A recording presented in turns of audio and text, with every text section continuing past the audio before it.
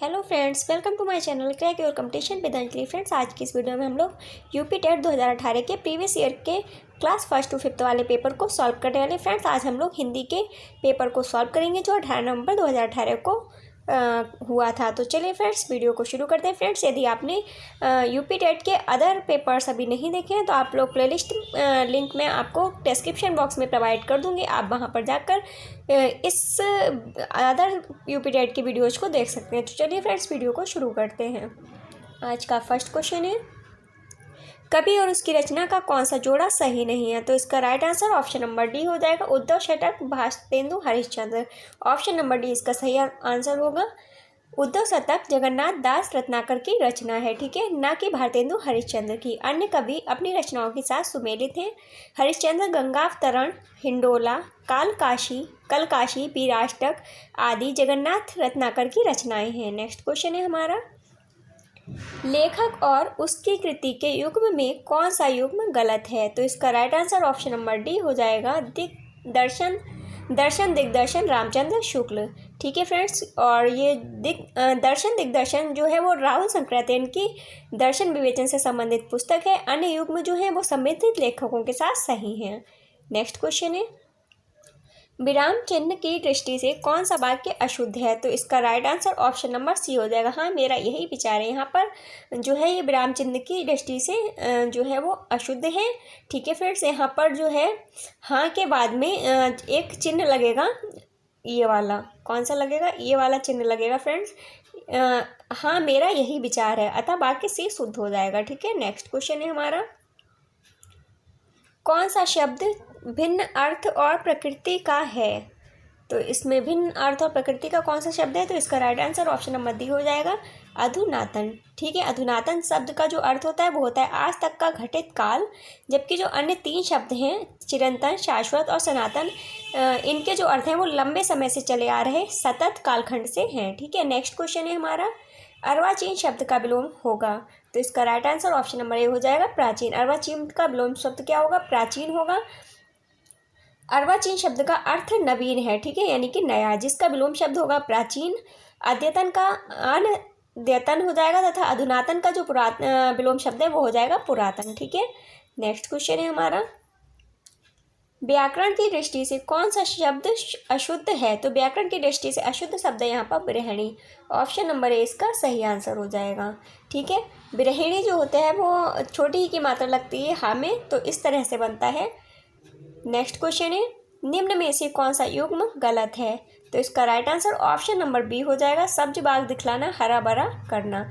ये वाला जो है वो गलत है। सब्ज बाग दिखलाने का जो सही अर्थ है वो होता है लालच देकर बहकाना। ठीक है, नेक्स्ट क्वेश्चन है, मेरी भव बाधा हरो राधा नागर सोए, जा तन की झाई परे श्याम हरित दुत होए। उपयुक्त दोहे में कौन सा अलंकार है? तो यहाँ पर फ्रेंड्स सी और डी, श्लेष और रूपक दोनों ही अलंकार हैं। इसमें ऑप्शन नंबर डी, सी और डी दोनों ही सही हो जाएंगे। बिहारी का यह दोहा श्लेष और रूपक अलंकार का सर्वश्रेष्ठ उदाहरण है। श्लेष अलंकार के अंतर्गत शब्द का एक ही अर्थ होता है जो 2 या 2 से अधिक पक्षों में लागू होता है तथा उनके पर्यायवाची शब्दों के प्रयुक्त होने पर भी ये अर्थ अपरिवर्तित रहते हैं। जैसे यहाँ पर बिहारी राधा की वंदना करते हुए उनसे अपनी सांसारिक बाधाओं के निवारण की प्रार्थना कर रहे हैं, साथ ही में राधा की महिमा का वर्णन करते हुए कहते हैं कि हे नगरों में विचरने वाली कृष्ण की प्रिय राधा, तुम मेरी सभी सांसारिक कठिनाइयों का नाश करो, क्योंकि तुम्हारी केवल परछाई ही की छाया मात्र से ही श्याम की छवि हरित उठती है। अर्थात वे उमंग के सागर में डूब जाते हैं। दूसरे अर्थ में के संदर्भ में राधा के स्मरण मात्र से ही व्यक्ति को प्रेमाध्यात्म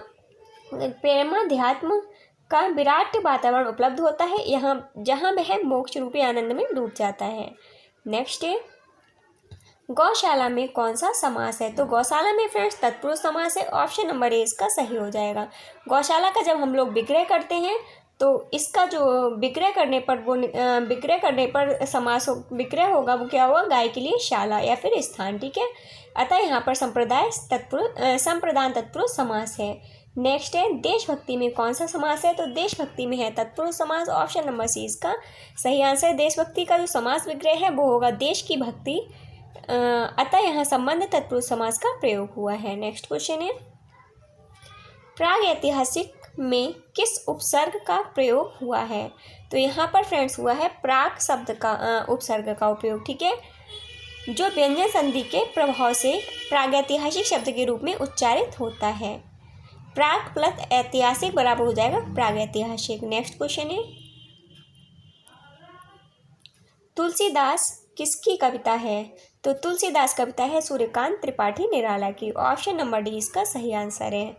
तुलसीदास छायावाद के शलाका पुरुष एक सूर्यकांत त्रिपाठी निराला की 1938 ईस्वी में लिखी गई कविता है। यह निराला की सर्वाधिक कठिन कविता मानी जाती है। और सूर्यकांत त्रिपाठी निराला की अन्य कविताएं कृतियां हैं अनामिका, परिमल, गीतिका, कुकुरमुत्ता, अणिमा आदि। ये सभी में से कोई भी एग्जाम में पूछा जा सकता है, तो इन सबको याद कर लीजिए। नेक्स्ट क्वेश्चन है, बहिष्कार का संधि विच्छेद क्या है? तो बहिष्कार का संधि विच्छेद हो जाएगा बहि प्लस कार। ऑप्शन नंबर सी इसका सही आंसर होगा। और यह एक विषयक संधि है। ठीक है, बहिष्कार में कौन सी संधि है? विषयक संधि है।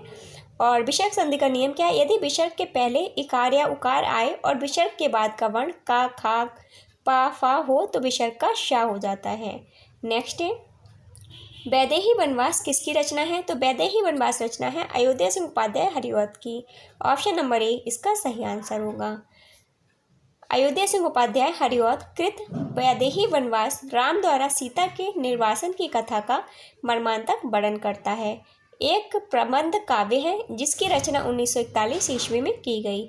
हरिऔध द्विवेदी युग के प्रमुख कवि हैं। इनकी अन्य रचनाएं कौन कौन सी हैं? प्रिय प्रवास, कवि सम्राट, वैदेही वनवास, पारिजात, रस कलश, चूमते चौपदे, चोखे चौपदे, ठेठ हिंदी का ठाठ आदि। ठीक है, नेक्स्ट क्वेश्चन है, निम्न में से पुल्लिंग शब्द का चयन कीजिए। तो यहाँ पर पुल्लिंग शब्द का चयन करना है, तो हमारा पुल्लिंग हो जाएगा पहिया। ऑप्शन नंबर ए इसका सही आंसर हो जाएगा।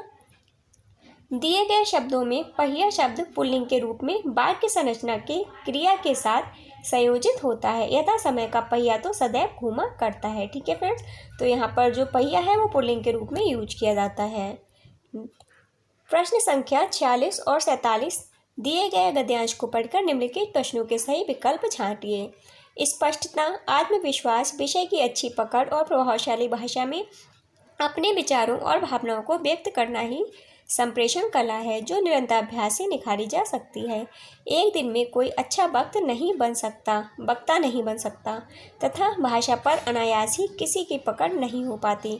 इसी अभ्यास से स्वामी विवेकानंद ने जिस संप्रेषण कला का विकास किया था, उसने विश्व धर्म सम्मेलन में लाखों अमेरिका निवासियों को चकित और मोहित कर दिया था।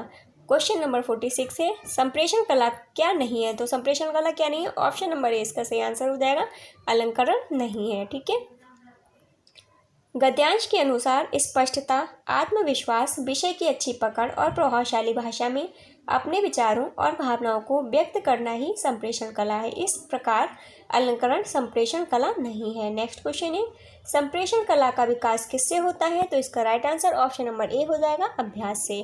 संप्रेषण कला का विकास निरंतर अभ्यास द्वारा होता है। गद्यांश में स्पष्ट रूप से कहा गया है कि संप्रेषण कला निरंतर अभ्यास से निखारी जा सकती है।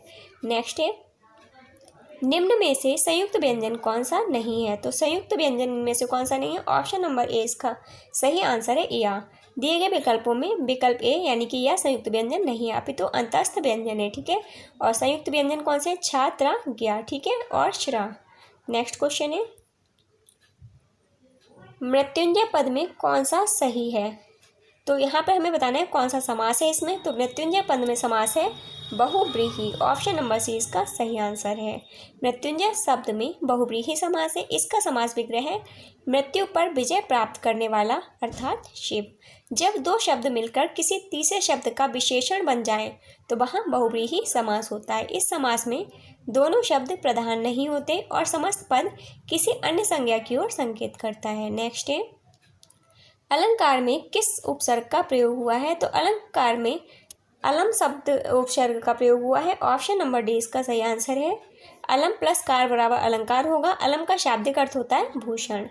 नेक्स्ट क्वेश्चन है, यह पुस्तक किसकी है में रेखांकित शब्द का पद परिचय दीजिए। यहाँ पर यह के नीचे रेखा खींची हुई है, तो इस पद का हमें परिचय देना है। तो इसका right answer option number A हो जाएगा। इसमें यह जो है वो सार्वनामिक विशेषण है, पुस्तक विशेष्य है और एक वचन स्त्रीलिंग है, एक वचन है स्त्रीलिंग है। ठीक है, नेक्स्ट क्वेश्चन है विश्लेषण शब्द का विलोम होगा, तो विश्लेषण शब्द का विलोम संश्लेषण होगा। ऑप्शन नंबर 20 का सही आंसर है। नेक्स्ट क्वेश्चन है जिनका उच्चारण ऊपर के दांतों पर जीभ लगाने से होता है उसे क्या कहते हैं, तो उसे कहते हैं फ्रेंड्स दंत व्यंजन। ठीक है, ऑप्शन नंबर 20 का सही आंसर है। जिन ध्वनियों का उच्चारण ऊपर के दांतों पर जीभ लगाने से होता है उसे दंत ध्वनियाँ कहते हैं, जैसे तावर्ग की व्यंजन ध्वनियाँ। नेक्स्ट क्वेश्चन है निम्नलिखित में से ऊष्म व्यंजन कौन से है, तो ऊष्म व्यंजन है श श श। ऑप्शन नंबर ए इसका सही आंसर है। ठीक है फ्रेंड्स, उपरोक्त में से ऊष्म व्यंजन श श श है। श श श हा ऊष्म व्यंजन के रूप में हिंदी भाषा व्याकरण में स्वीकृत है। या रा ला वा क्या है, ये अंतस्थ व्यंजन है। नेक्स्ट है अत्यधिक का विलोम शब्द क्या है, तो अत्यधिक का विलोम शब्द होगा ऑप्शन नंबर ए अत्यल्प। अत्यधिक का जो अर्थ होता है वो होता है अधिक मात्रा से भी ज़्यादा, जिसका सटीक विलोम अत्यल्प होगा, मतलब जितना कम हो सके। नेक्स्ट क्वेश्चन है रित का विलोम क्या है, तो रित का विलोम हो जाएगा फ्रेंड्स अनरित। ऑप्शन नंबर ए इसका सही आंसर है। रित शब्द का अर्थ ठीक से जुड़ा हुआ, सत्य, सही या सुव्यवस्थित होता है, और अनरित का शब्द का जो अर्थ होता है वो असत्य, गलत या अव्यवस्थित होता है। संकल्प शब्द में उपसर्ग बताइए, तो संकल्प शब्द में उपसर्ग है सम। ऑप्शन नंबर ए इसका सही आंसर हो जाएगा। तो इसका जो होगा सम प्लस कल्प बराबर संकल्प हो जाएगा। नेक्स्ट है मुझसे खड़ा भी हुआ नहीं जाता, इस वाक्य का वाच्य होगा, तो इस वाक्य का वाच्य होगा भाववाच्य। ऑप्शन नंबर ए इसका सही आंसर है। क्रिया के जिस रूप से यह ज्ञात हो कि वाक्य में क्रिया द्वारा संपादित विधान का विषय कर्ता कर्म भाव है, वाच्य कहते हैं। क्रिया का ऐसा रूपांतर जिससे वाक्य में भाव की प्रधानता का बोध होता है भाववाच्य कहलाता है। मुझसे खड़ा भी हुआ नहीं जाता, इस वाक्य में अस्वस्थता रूपी भाव की प्रधानता आता है, यहाँ पर भाववाच्य का होना निश्चित है। नेक्स्ट है तद्भव और इसके तत्सम का कौन सा मेल गलत है, तो इसमें बी और सी दोनों ही जो है वो गलत है फ्रेंड्स। दिए गए युग्म में लुनाई लावण्यता का मेल गलत है, अन्य युग्म सही है। लावण्यता का अर्थ सुंदरता होता है, जबकि लुनाई का तत्सम लवणता होगा। तत्सम तद्भव तत्सम की दृष्टि से आंत आंत्र ये वाला भी गलत है।